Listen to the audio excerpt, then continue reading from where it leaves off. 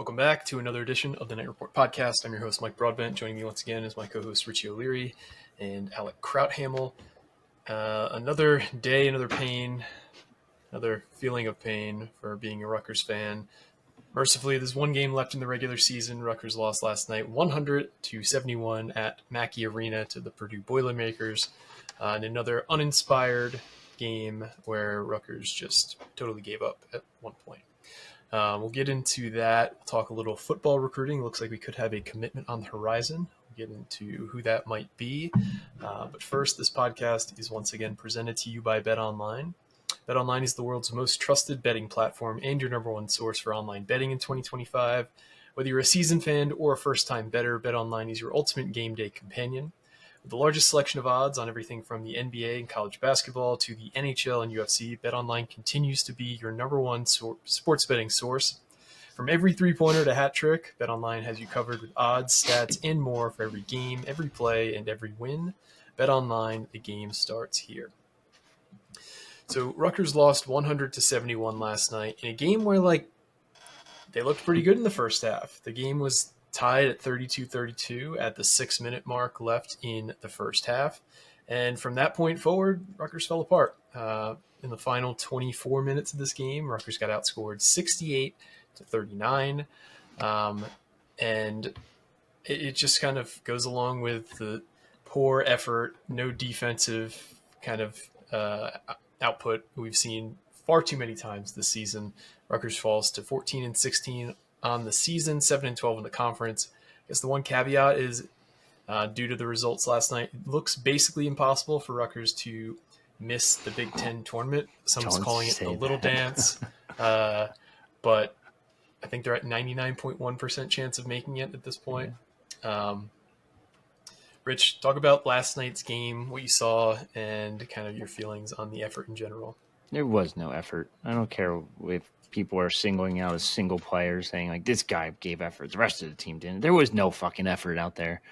It was abysmal. I don't even know where to start. No one scored double digits other than the two stars, and even they had their struggles at moments. They can't defend the paint. Can't defend the three-point line, especially. I want to say over 80% of those three-point shots from – how many were there in total? 36 three-point shots for Purdue. I know they hit 50% of them, but I want to say over 80% of them were not even covered or even close to being contested. It was just wide open look after wide open look after wide open look, and they were just nailing three after three. They shot, 60-something% in the first half from three and from the field. There's just no rebounding. There's no defense. There's just no one gives a shit, and I don't blame them kind of a little bit because there's nothing to play for at this point. Half this team's going to be gone. Whether it be seniors, whether it be guys going to the draft, whether it just be transfer portal. This is the most probably, I think I said it before. One of the Iowa game might have been the worst loss of the season. Up for debate because it was just such a shitty Iowa team and they just got their doors blown off. It was definitely the Iowa game, given that we were up by 12 with 7 minutes left. I don't want to say this tops it, but this is one of the worst performances of defense and effort in the Steve Pikiell era. And the stats show it, and the stats kind of prove it. What was it? The second worst defensive efficiency per KenPom, I think Aaron Brightman tweeted out. And since KenPom started, and the first worst is against Purdue with Eddie Jordan? 107. We're comparing Eddie Jordan teams to fucking Steve Pikiell teams. What happened? What the fuck? I'm sorry to keep ranting, but and then you number one, you don't do the post-game press conference. Fine, I don't care. It's not even a press conference because it's just a radio show. It is what it is. You send your assistant out, and he says arguably the worst thing possible. It's senior nights, and guys just felt it. Yeah, all three fucking juniors felt it with 23 points, and 16 points. This the only senior. Who was it? Alec First? First is the only senior, yeah. And he had 2 fucking points. Don't blame senior night on your lack of effort and your lack of defense and your lack of trying. These guys just don't want to be out there. They don't give a shit. And that, I don't know what it speaks to. It probably speaks to the coaching staff more than anything and the culture with this year's team. They just don't give a shit. No one's doing anything. The big man can't fucking defend. They can't rebound. They can't do anything. And then when the two superstars can't score, at will, they're just screwed because no one else on this team can average fucking double digits because they can't shoot the ball. They can't shoot the ball at the rim when they're wide open on layup attempts. They can't shoot the mid-range attempts. They shouldn't be taking as many mid-range attempts as they do. Lathan thinks he's ISO King Kyrie Irving at the top of the elbow, and it's just not. Once you see that, it's like, oh, yep, there goes him, brick. Yep. Then the amount of three-pointers that they even had open looks at threes, and they were just missing time after time. Zach Martini's taking a three that's like 5 feet beyond the arc. He thinks he's – was that my phone? Thinks he's Jimmer Fredette or something. Like, I don't know, man. Like, there's just so much wrong with this team. There's no fixing it. Blow it up. Start from scratch, and that's your only hope. Alec? Sorry. It's going to be hard to top that. This was twice as much. Yeah, this was a complete disaster. I mean, again, like Richie said, they started out pretty hot. It seemed like it was going to go at least somewhat similarly to the Michigan game, where neither team can get a stop. But then Rutgers' shots stopped falling, and Purdue's didn't. Obviously, there was a stretch in the first half where Purdue started 8 of 12 from 3 and 5 of 5 from 2, and all 5 of them were the same play from Trey Kaufman-Renn, where he gets his post position and gets to his spot and puts up a post hook that he has really good touch with. And then no other Purdue player had attempted a two-pointer at that point, and they were 8 of 12 from 3. It was ridiculous. It just seems like every single time it was in transition as well. Like, they just weren't covering really anybody. Like, at one point, listening to the Peacock broadcast, Robbie Hummel was just completely stunned, and he was like, at one point, he said after another three from a lawyer in transition that started that second half, he was like, I don't know if he smells bad or something, why they're just leaving him wide open. I mean, it just feels like the defensive discipline on the perimeter with some of the rotations has just been completely off this year. And especially last night, it was probably the worst that it has been last night. I mean, they had, let's see, how many points in the fast break point? They only had 11 fast break points, which doesn't seem like a lot, but I guess I would say a lot of those possessions aren't counting the ones where Purdue runs out in transition, gets a couple extra passes, and hits an open three where it's technically not fast break points, but it's a transition opportunity that results in a wide open three. I mean, I think Richie put it well for a lot of it, just all-out disaster. Dylan Harper was dealing with foul trouble again, couldn't really consistently find his spots. He shot 5 of 9, not too bad. Ace Bailey, 5 of 13. He only took 3 shots in the entire second half, which can't happen. Lathan Somerville, he had a pretty good start, I will say. I mean, on the first offense possession of the game, he gets an offensive rebound, absolutely out-muscles Trey Kaufman-Renn, puts it up for a 3-point play. I feel like he always has these stretches where you see what he can do. He's getting stronger as a rebounder. He's got really good touch at the rim and around the paint, but then you'll see other things that, it's kind of disappointing, much like the entire team. I did think Zach Martini played well in some of his minutes, but all around, I mean, this was just a complete disaster of a game. And I mean, it's just bad. I'm trying to figure out other ways to say it. It's just bad. Rutgers had an 8-point lead. They're up 27-19 midway through the first half. I think they had scored like 8 points in a matter of like 7 seconds of game time, because it was the Acuff 3, the flagrant on Kaufman-Renn, which Somerville hit both free throws, and then the Harper 3 off the inbound. But then Purdue immediately went on a 7-0 run in the next 30 seconds and neutralized it. And then really that was when the momentum flipped. After that run from Purdue to tie the game right back up or take the lead or whatever it was, that was when Purdue really went off to the races and took this game over. And yeah, I feel like there's not much else to say other than complete disaster, especially that opening 10-minute stretch of the second half where it just seemed like the floodgates completely opened. Yeah, it's kind of puzzling that usually on a Steve Pikiell coach team, and I guess usually being like the heyday years, you saw dramatic improvement as the season would go on. Like, sure, these closeouts might not happen early in the year, especially for younger guys, but those things would get cleaned up as the season progressed. I can't think of a single thing that's improved this year on the entire team. And maybe you could point to like Dylan Grant kind of emerging, his defense getting improved, but he probably should have been playing from game 1 to start. Like for him not to get those kind of make those fresh mistakes on the out of conference schedule was kind of a blemish on the decision making as well.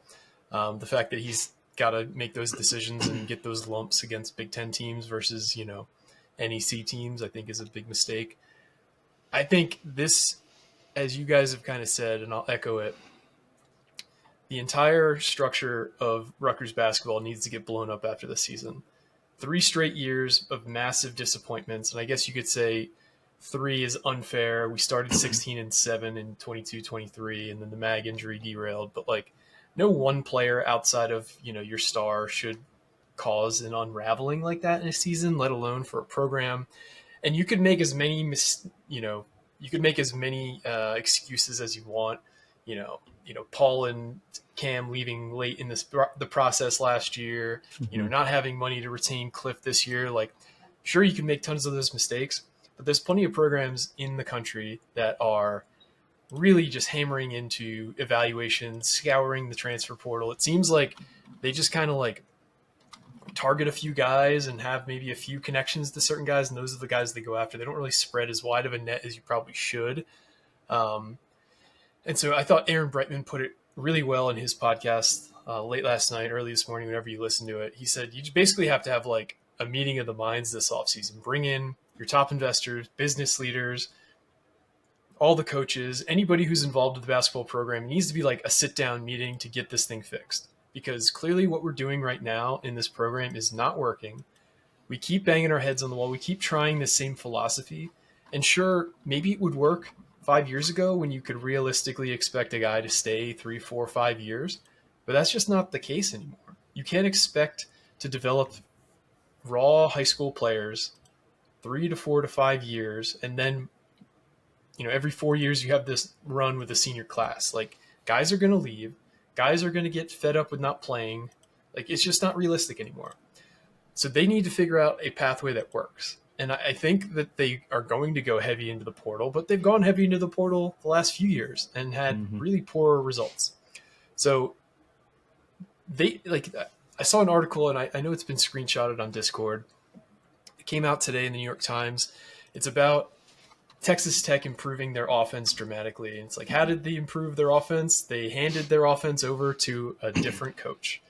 So the head coach of Texas Tech, Grant McCaslin, he hired Wyoming's head coach to come in and basically be their offensive coordinator. And just on the face of it, it's a little misleading because this guy, the guy Jeff Linder he hired, was his like top lieutenant at a previous job. So he had worked with him before.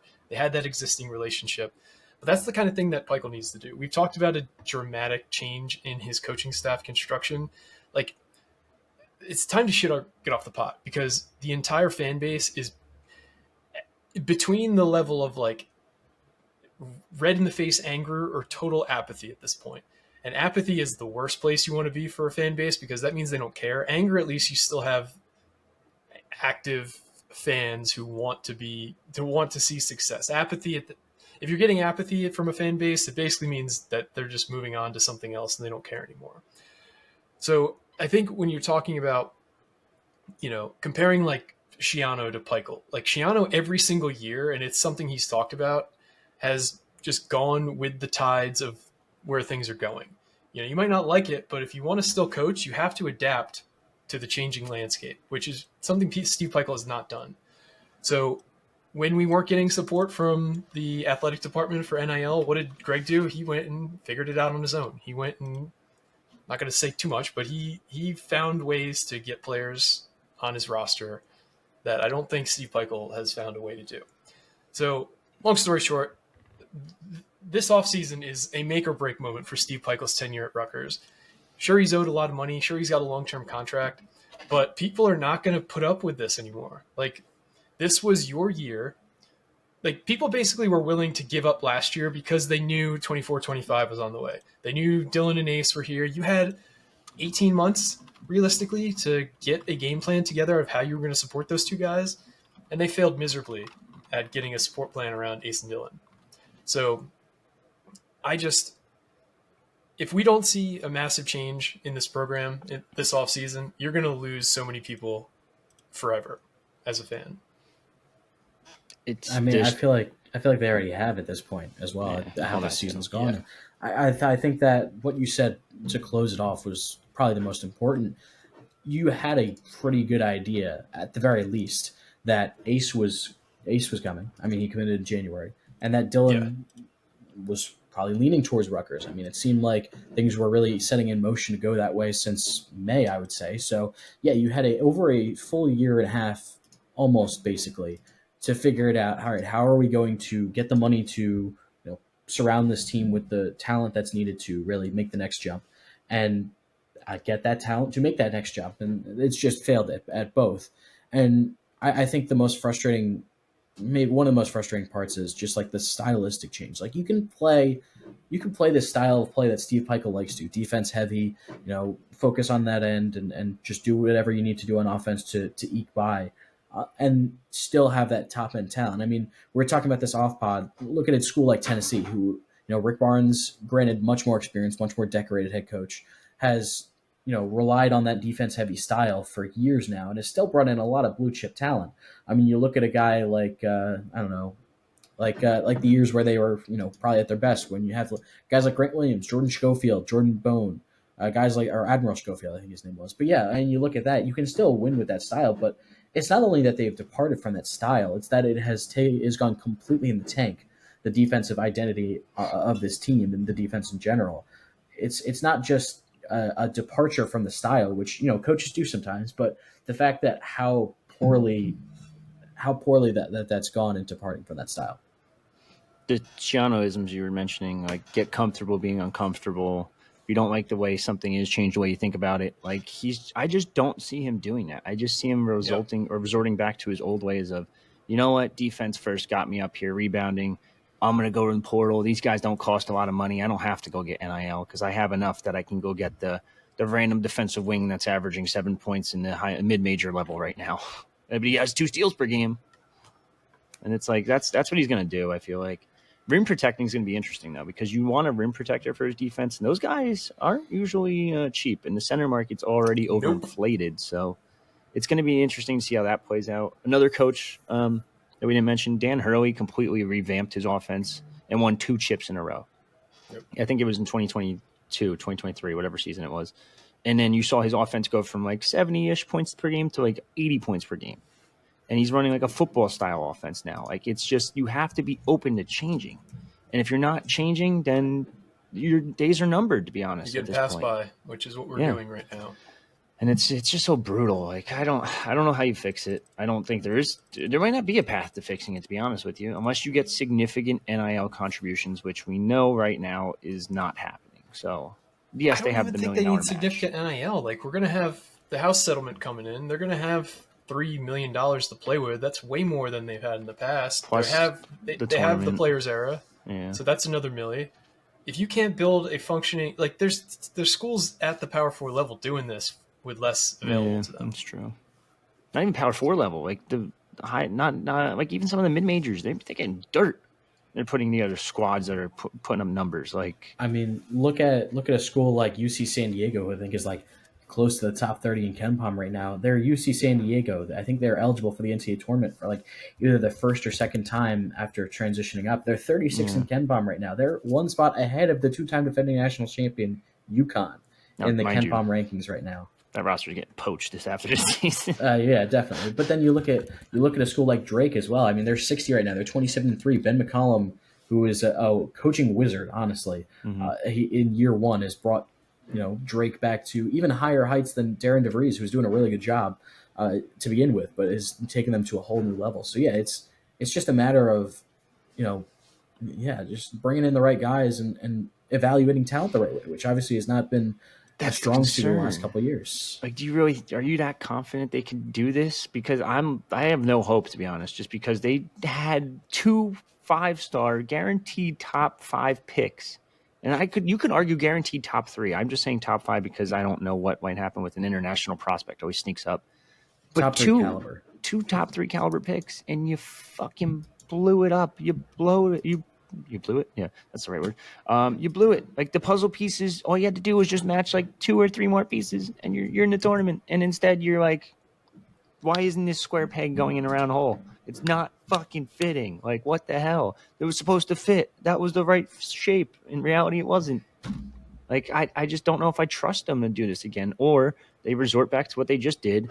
Hey, let's go get all the Jersey kids that are from like the low major, mid major, and let's pay them a little bit of money. Oh, wait, we have a connection to Michigan. Let's go find the guy that was actually unfortunate. I do think Tyson Acuff actually would have been a decent fit if it wasn't for the broken foot. But He's the been rest, playing they better don't fit. recently. Like, you should have known like that Martini can't guard fives. No shit. You should have known we don't have a 5-man. Like, you should have went and got one, whether it be paying Malik Ewan or paying Vlad Golden. You had all these guys on campus. You had them for visits. And you had one literally verbally committed. Like, that's the crazy part. And you couldn't find a mill for Cliff at the end of the day, or 1.5, whatever it was. I know it's Alabama and it would have been hard to compete, but I feel like if you got close to the number, maybe he changes his mind. But you can't go into Big Ten play knowing it's the quote unquote toughest conference in college basketball. They play in the paint with Emmanuel Ogbole, who has no idea what he's doing out there, Lathan Somerville, who's undersized, and Zach Martini, who's super undersized as your 5-man. That's just the biggest mistake there. And then you try to add in other pieces, and it's just like, okay, maybe Durkat can fit a couple minutes here and there. But you have to realize he's coming from the NEC, the worst conference in college basketball most years. And then you add in, like, I like PJ Hayes' shooting ability. If you're not going to set him any type of screens to get him open, you're fucking cooked because he can't do anything else. He's not quick enough to drive. He's not quick enough to play defense. And maybe he can make up for that defense with an offensive output from time to time. But when you're not setting him up for success, you're screwed. You're not setting up anyone for success. And the only reason those two are scoring so many points is because they're fucking godlike. It doesn't matter who's on them. Ace is towering over everyone when he takes a jumper, and Dylan's able to finish at the rim despite being hacked 95% of the time. So, like, you're not setting up anyone for success. You didn't put the pieces together. And now you're sitting on the hot seat. I don't care what anyone says. You look at any single college basketball analyst right now, they're not going to say Steve Pikiell is going to be fired because he gets one more year. But this next AD is going to have Pikiell on the hot seat, and that's it. It's either make or break next year. So you better get your shit together and put together this meeting, get your NIL shit together, get the bank account flowing, and make sure you know what the fuck you're doing with fitting these pieces together, because otherwise you just have a fucking pile of crap again next year. Damn, that was emotional. Yeah, I can't put it any better than that. It's you got to change it up, and we'll see how it goes this off season. Disclaimer before this pod. Yeah, explicit content warning. Yeah. That's all I got on basketball. Let's talk a little football recruiting. Richie, you got a scoop on who could be the next commitment in the class of 2026. Yes. What are you hearing in terms of recruiting for football? Brand new. Well, ironically, I posted the big board for the defensive side because dead period just came to an end this week. Posted the defensive big board. Probably should have got out a couple weeks ago, but it is what it is. When talking about the cornerbacks specifically, I'm like, yeah, a couple of cornerbacks here and there. Not like nice names, but not really considering Rutgers too heavily, have official visits elsewhere. I think Rutgers is going to end up offering a couple new kids. Lo and behold, an hour later, they offered a new kid. Brandon Blur Murray at a Battlefield High School down in Virginia. Just hell of a nickname too. Yeah. Amazing. Got a phone call from Coach Steve Thames, the assistant running backs coach. Has some ties to DMV from his time he is a DMV guy, but he also coached at Georgetown, but a lot of ties down there. He had a track meet yesterday. After that, got the phone call from Coach Thames. Shiano got on the phone, gave him an offer, immediately scheduled to visit the campus for this Saturday. Sounds like it's almost pretty much a done deal. I wouldn't say 100%, but I'll say like there's probably an 80-90% chance that he ends up committing this weekend. He's at Virginia today. They have not offered yet, so that's just something else to monitor. But he was pretty familiar with Rutgers. He was on campus for the Illinois game, that game that we don't talk about. And he still enjoyed his trip despite everything that happened there. But he's very excited to get back up to campus, meet some of the players, see the academic side of things, facilities. The New York City market's a big thing to him. He wants to study business at the next level. He talked about how New York City internships for Rutgers players, how a couple of them already have them.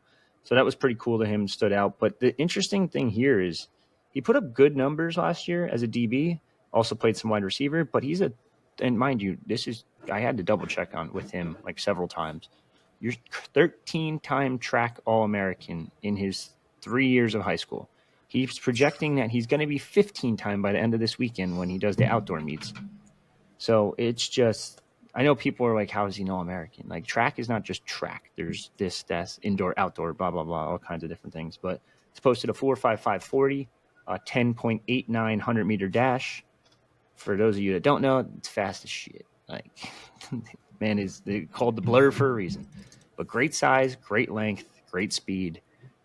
Plays for a solid school down in Battlefield. I think you said they went 11-1 on the season. They haven't lost a game in years or some shit. Yeah, so since the COVID year, which I think was 2020, they haven't lost a regular season game.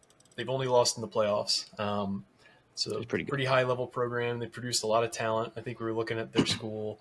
They sent 5 kids to the Power 4 in the last few years. They got a 27 kid who's highly rated, who Penn State just offered. Yep. He doesn't have any other Power 4 offers, but he does have offers from the entire Ivy League, basically. So, in my opinion, getting offers like that shows that you're a pretty smart kid. I don't know about you guys, but that normally indicates that for me. I think it's weird that he doesn't have any other Power 4s, given he's at a powerhouse school. But I mean, again, we've talked about this. If you have a beverage in front of you, drink. Trust Shiano with DB stuff. I trust it blindly. So if he wants a kid, then that's good enough for me. But it feels like one of those offers that they're going to try to get like done deal with right now. They don't want him to blow up. I know he's talking to a bunch of other schools now. Virginia, I mentioned he's there today. Virginia Tech's looking at him now. West Virginia all of a sudden reached out. Rutgers offers a kid in like your region, and then everyone's like, "What the fuck? What are they doing?" Then you go watch the tape, and you're like, "Oh shit! What did they see? What did that? Oh, that's what they see. He's fast as shit." Like, yep. But yeah, so then it's like when Rutgers offers a kid in the Northeast, it's no coincidence you see Syracuse, Boston College, Pittsburgh, Temple, Maryland all offer within like a week span. So wouldn't shock me if he gets a couple more offers over the next couple of days, but they want to get this done and over with, preferably this weekend. So we'll wait and see. Might be another pod on the way. Okay. That's all I've got. Anything else related to anything Rutgers sports related you guys want to touch on before we head out? A few Big Ten. The winter sports are nearing the end of the Big Ten. Big Ten wrestling championships this weekend in Chicago. I was going to talk about something else, but we can talk about big this game first. Tonight, dude. Come on. Okay, well, I was going to talk about that next. All right, talk. We can talk wrestling first. The seed list has been announced. I'm trying to. I lost it. I don't know, Mike, if you had it at some point. I'm going to see if I can pull it back up. But I had it for a second. Lost the seeds are out. Big news at 197. John Poznansky will not wrestle. He's not going to Big Ten tournament, so his career might be over. That's what Scott Goodell said. So really unfortunate for Poznansky. Goodell previously said that his college career was likely done. I think that was a couple weeks ago. Yeah. But unfortunate for Poznansky, but PJ Casale, hopefully I'm saying that right, will get the rep at 197. Good opportunity for him to show out in a big spot there. Richie, if you found the seed list. Yeah, I got it. Okay, cool. So if you want to go through the seeds. Yeah, Dean Peterson's the highest ranked at number 3. A lot of guys at number 5 or 6. Yaroslav actually split at 5 with the Illinois guy, I believe it is. For the most part, I'm not going to go through them all, but I think the highest is Dean Peterson at 3, and then the lowest is PJ Casale at 13, which I don't understand how he got 13 instead of 14. I don't know how the seeding preferably works, but I figured a guy that really 14? hasn't. I think it's Nicolo Colucci. Maybe it's a similar situation. Wait, is that the former Rutgers guy? It might be at Wisconsin. Yeah. That is him. Wow.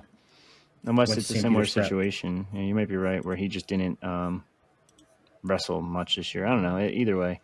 I'm intrigued to see how they do. We know Dean Peterson last year, or was it Dylan Shaver? Dylan Shaver won last year. Dean Peterson got close, I think. So we'll see what they can do. Dylan Shaver is the 5 seed at 133. Dean Peterson's the 3 seed at 125. I'm intrigued to see if they can get a couple upsets here and there. But yeah, I mean, Anthony White's 10, Connor Herrera's at 10, Jackson Turley 6, Shane Walsh 7, PJ at 13, and then Yaroslav at 5. We'll see what they can do. I'm not going to say they're going to bring home the trophy or anything, but they did last year with one of them, so you never know, really. Exactly. And then the other winter sport entering the Big Ten championships or tournament or whatever. Rutgers women's basketball plays the Big Ten tournament tonight. Their first game against Nebraska. Rutgers is the 15 seed. Nebraska is the 10 seed. That game tips off at about 6 p.m. or 25 minutes after the 3:30 game ends. So, target time 6 p.m. on Peacock. Yay, 2 back-to-back days of Rutgers basketball on Peacock. Yay. So, that game's starting at 6. Yeah. Safe assumption she's not playing. Yeah, I don't know. We'll have to wait and see for Keelan McMiller. I don't know. I mean, I lean towards no because she didn't play on Sunday. That's a pretty quick turnaround to be ready. But, elsewhere on the availability, China Cornwell hurt her ankle, got rolled up on, fighting for a rebound. Yeah, it looked like she was in a lot of pain. She had to get carried off the floor on Sunday. She was dressed for the second half and was like stretching it out on the bench, but she didn't actually check into the game. So I don't know if she'll be ready for tonight either. We'll have to wait and see. Awa Sidibe didn't play in the last 2 games. I don't know for sure what the injury is. I wouldn't be surprised if it's like something with her knee injury that caused her to miss the entirety of last season. It's still kind of bothering her. Something like that. But again, I don't know for sure. So we'll have to see. So Rutgers' rotation might be really thin tonight. So it'll be a tough matchup. Kind of crazy stat. The last 3 games against Nebraska that Rutgers and Nebraska have played, 2 of the games that Rutgers has won, Nebraska has shot 16 of 72 from the 3-point line. So they can force a lot of bad shots, and I mean they can kind of keep it close. We'll have to wait and see. I don't think they're going to win. I predicted a 13, 14-point win for the Cornhuskers, but that's why they play the games. Sheesh. Well, we want to thank you guys for listening. I know there hasn't been a ton of positive news to report on last month or so. Yeah, football. The Seahawks. I don't know what good news has been to report on the Seahawks. Yeah, dude. What are we No, talking there's not. about? That's the thing. It's just more bad. Yes. Okay, Yeah, they just fair enough. released Tyler Lockett, which was going to happen anyways. He has like a $17 million cap hit. That was just way too much to justify. But then, like 6 minutes or just like 20 minutes later, it was announced that DK Metcalf is requesting a trade, and the Seahawks are listening to the offers. So, not good. Try being a Giants fan, dude. Not good. Yeah. Well, good news Here we for go. those who want good news. Next week, it's supposed to be very nice. Daylight savings is ending. It's supposed to be in the 70s in the area next week if you're in the Northeast. So 7 enjoy p.m. that weather. sunsets, 8 p.m. sunsets. That we were talking about. Baseball's right around the corner. Well, golf weather. Spring football is right around the corner. Spring football starts, I believe, March 28th. So we'll have some stuff to report there. So things are not all bad, but I know it feels that way right now. So keep your heads up. We'll have more news possibly coming out of this weekend. Maybe the last spring game ever. Maybe. Based on the way things are going around the country. Maybe. Which Dabo Just Sweeney saying. came out and said, if they're going to poach your players, then they're going to get poached anyways, regardless of if you play a spring game or not, which I thought was Guy who doesn't yeah. know how the portal worked until this year. Yeah. Well, yeah. I still think it's I don't know. I think it's a little what's the word? What's the politically correct word? Tongue in cheek. Cowardly to cancel your spring game. Yeah. To just because you're worried about your players getting poached, but such is life in it's college just a football. good excuse to tailgate, in my opinion. Yeah. And we're this close to announcing a potential sponsor for the TKR tailgate. So just saying, there will be drinks flowing. We are Alex covering the game. Well, I was just gonna say we're looking for one-time interns to cover the spring game because Richie and I might be out of commission. Yeah. What are you talking about? I'm going to the press box. Let me in. It's like that. What is that? It's not Key and Peele. Eric Andre. Yeah, Eric Andre was like, let me in. Let me in. Yes. Rutgers baseball won. Speaking of baseball, Rutgers baseball beat Delaware 8-2 yesterday. Yeah, but they bounced back after getting swept by Coastal Carolina. They have a chance for a good weekend, though. Iowa stinks this weekend. It's true. So. One other news item I forgot about. We do have a contest giveaway that we're going to do. That'll be announced next pod. I don't have the names together, but I will have that for you guys next time. Don't want you to think we forgot about you. That will be on our next pod. We will announce the winner of the 2 winners, I should say, of the giveaway for 400 episodes. Ooh. But that is all we got. For me, Richie, and Alec, this has been another edition of the Night Report podcast. Signing off.